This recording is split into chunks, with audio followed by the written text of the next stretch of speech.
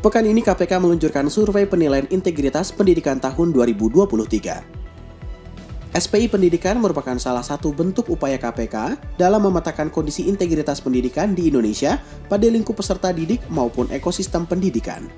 Ketua KPK, Firly Bahuri, menjelaskan di dalam Trisula Strategi Pemberantasan Korupsi, sula pendidikan menjadi yang pertama sebelum pencegahan dan penindakan sebagai penanda bahwa pendidikan yang baik menjadi senjata utama dalam memberantas korupsi. SPI Pendidikan tahun 2023 akan dilaksanakan secara masif dengan metode online dengan target sekitar 71.000 responden.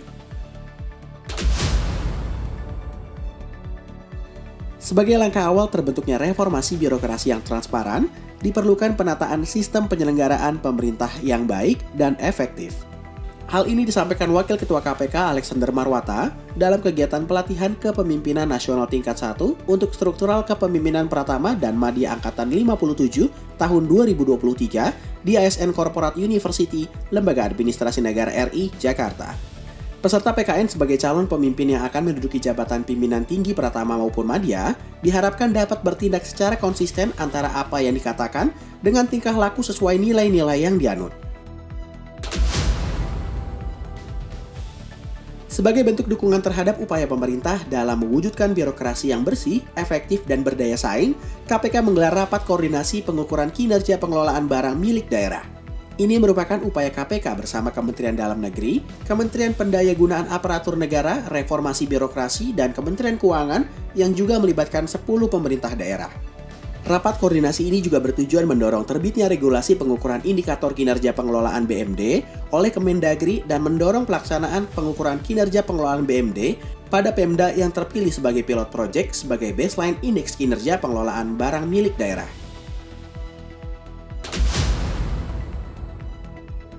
Korupsi di sektor politik yang berulang kali menjerat kepala daerah baik pusat, provinsi, maupun kota atau kabupaten seolah tak ada habisnya. Bahkan di setiap jelang tahun politik dan pesta demokrasi, uang sekolah menjadi alat sapa untuk pemilih dalam pemilihan umum atau pemilu. Hasilnya, calon yang tidak berintegritaslah yang akan terpilih. Pesan ini dituturkan Wakil Ketua KPK Nurul Gufron dalam Anti-Corruption Summit atau ACS 5 di Surabaya. Anti-Corruption Summit adalah salah satu bentuk kolaborasi dalam upaya pemberantasan korupsi berupa kerjasama antara KPK dengan mitra perguruan tinggi, pusat kajian anti korupsi, dan akademisi. Ini merupakan forum 2 tahunan yang dilaksanakan oleh akademisi dan penggiat anti korupsi dari berbagai perguruan tinggi yang ada di Indonesia. KPK kembali melakukan penahanan terhadap tersangka SI selaku Sekretaris DPRD Pemalang dalam dugaan tindak pidana korupsi terkait jual beli jabatan di Kabupaten Pemalang, Jawa Tengah. KPK melakukan penahanan terhadap tersangka di rutan KPK pada Pomdam Jaya Guntur. Dalam perkara ini, KPK telah menetapkan SI bersama 12 orang lainnya sebagai tersangka. Wakil Ketua KPK, Johannes Tanak, memimpin acara pengambilan sumpah dan janji 66 penyelidik dan penyidik pada Komisi Pemberantasan Korupsi. Dalam pidatonya, Johannes Tanak menyampaikan bahwa pengangkatan sumpah atau janji ini merupakan bukti keseriusan KPK dalam memberantas korupsi di Indonesia. Johannes berharap dengan tambahan sumber daya manusia berupa penyelidik dan penyidik bisa menambah kapasitas organisasi dalam hal penindakan dan eksekusi.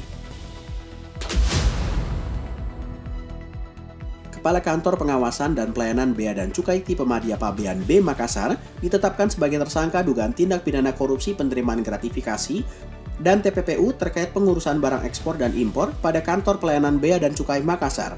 Penahanan terhadap tersangka dilakukan 20 hari pertama di rutan KPK pada Gedung Merah Putih. Demikian kegiatan Komisi Pemberantasan Korupsi pada pekan pertama bulan Juli tahun 2023 yang terangkum dalam KPK 24 jam. Dapatkan informasi selengkapnya melalui website kpk.go.id. Salam anti korupsi.